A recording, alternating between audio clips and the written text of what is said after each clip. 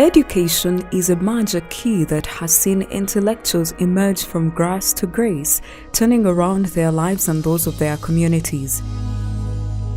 Education is an equalizer indeed. This is the reason why Environmental Women in Action for Development EWAD advocates for education of the orphans and other vulnerable children.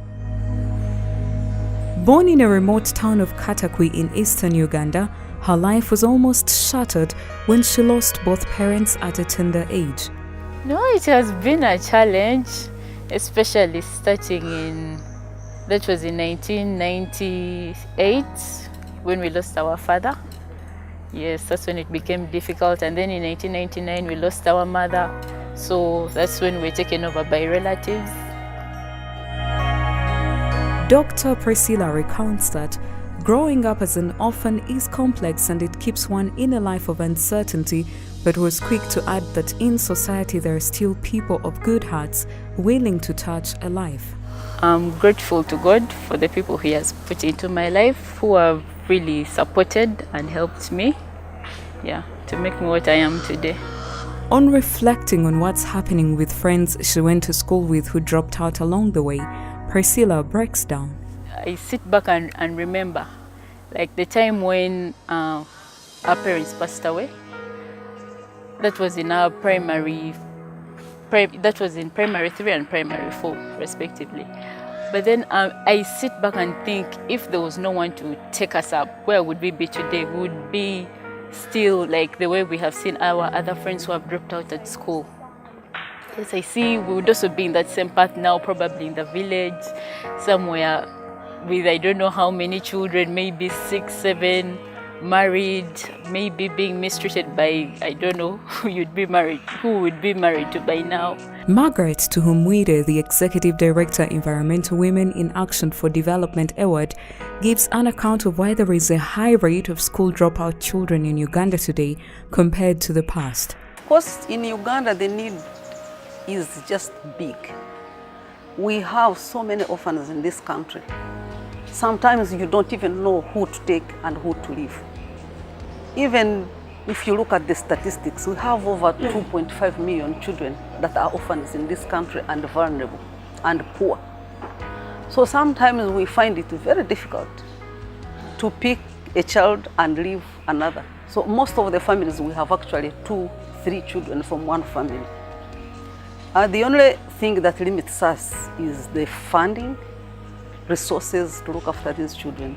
But sometimes you really find it difficult to walk away, to leave the children behind, and you look at them, they are all needy. So the situation in this country is, I would say the situation in this country is bad because the children are our future generation and they are not accessing education. We have situations of the assistance from the government, which is universal primary education. But sometimes when you reach in those primary schools, I will tell you my own primary school which I went to. It was easy to go to the primary school at my time, very many years ago, maybe 40 years ago. But today, the situation is different. They need a uniform. The orphan cannot afford a uniform. They need books. The books are not covered. The pencils are not covered. So it's very difficult. So you find that the child has dropped out because she has some needs. They need food. They need to pay for a lunch. They can't afford to pay for the lunch. This is in addition to early marriages and child pregnancies. He is grappling with child-headed families alongside a section of children under the care of their elderly and impoverished grandmothers. Challenged by problems of children while implementing various community projects, EWAD made a decision to solicit for assistance and support the orphans and vulnerable children for continuous education. EWAD has worked hard to make a contribution to bridge this gap. We support the children that come from child-headed families. These are children who are total orphans and look after themselves. So we look at the vulnerability of those children. These are children that were left in abject poverty. They are struggling, children taking care of children. So we consider those in our category for support. Then we have children that have a single parent, a mother or a father, and the parent is also vulnerable. Sometimes this parent is HIV positive and living under horrid conditions, living especially from these upcountry areas where some people cannot access. Even the nearest health center is about 10 kilometers away. And she's taking care of a number of children. So we consider we consider them under our support. Then we also consider children that live with their grandmothers. They are total orphans, but they were left under the care of the grandmothers. And sometimes the grandmothers themselves are vulnerable, so the children are taking care of virtually of themselves, perhaps as the heads of the family, because the grandmother herself is also frail. So these are the three categories of people that we consider under our program. A retired journalist, Francis Krebs, who traveled the world in search for news, attests to the situation of what grandmothers go through, especially in developing countries like Uganda. So I went with one of those old grandmothers, and she was blind. She had to go to beg for food at the church to feed her children. She had 6 little grandchildren to feed. And then she had nowhere to go except to the church. She had no food. It was at the slums of Lusaka, and there is no land. You have no property. You have just a hut, and that's it. So you cannot earn any money. So I went to her place and I saw how she lived. And I was very impressed, I was terrified actually to see how she had to struggle to raise those children. She couldn't even see them. And now she was so happy that she could see after the operations. And it showed me what can be done if there is a poverty like this in a country.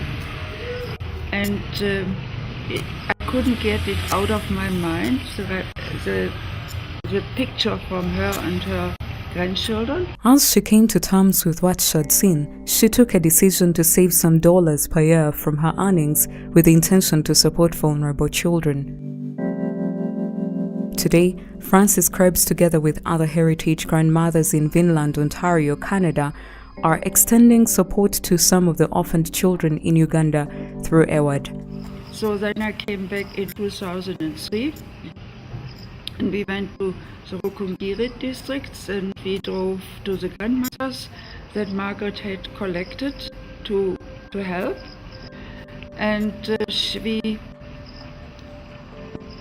we didn't know much. The grandmothers were so poor, they really had nothing here in this area. They had no water, they had no light, they had no electricity, absolutely nothing. They didn't even have enough money to buy a candle to burn. It was all dark there. And some had not even one meal a day. So I was so shocked and I thought, well, this is where we can help. Francis has visited Rukungiri several times to see the projects being implemented by EWAD and to visit the children sponsored by heritage grandmothers, among others. At one time we met a group of grandmothers and there was a gentleman from a village nearby, and when we came to the grandmothers he asked us if we could help 2 orphans who had lost their parents. And because Margaret did not have funds, so I said I'm going to support them. And the same day, the same evening, we went to their hut and we saw them there. 2 children living alone for 2 years without any help. Susan was 6 and Godfrey was 10. And I heard their stories. They told us some of their story. And right away we took them to the school, it was a boarding school and enrolled them there. We had to buy the beds for them and the mattresses and everything. But we were happy, you know, that we could save 2 children. It is with this kind of support that people like Dr. Priscilla Apio have been able to graduate with a Bachelor of Medicine and Surgery from a prestigious institution, Makerere University. For Dr. Priscilla Apio, a beneficiary of a Good Samaritan, one Marion Hudson, who in her old age turned her life around by paying her tuition, given the cardinal job of saving lives after acquiring a medical degree, she makes a fresh appeal to people of goodwill to have a giving heart and support education for the vulnerable children. I encourage people of goodwill to keep on helping the people, especially EWA in particular. They should keep on supporting them because EWA is doing a good thing. Personally, I'm one of the people that have helped, and right now I must say I'm really very thankful because I can see my dream. I really see it's near, it's in the future.